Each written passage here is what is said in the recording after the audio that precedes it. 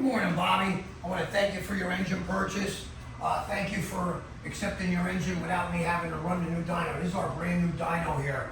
We're ironing the bugs out of it. Once it gets ironed out, we should be able to run 2,500 horsepower engines.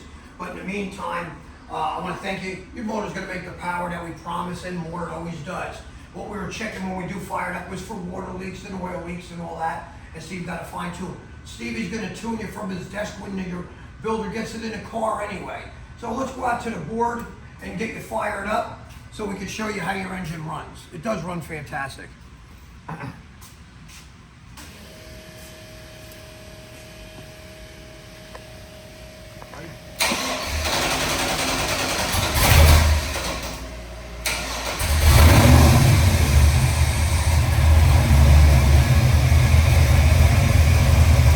Air fuel ratios, our oil pressure, our IAC, which will come down as it warms up, our fuel pressure.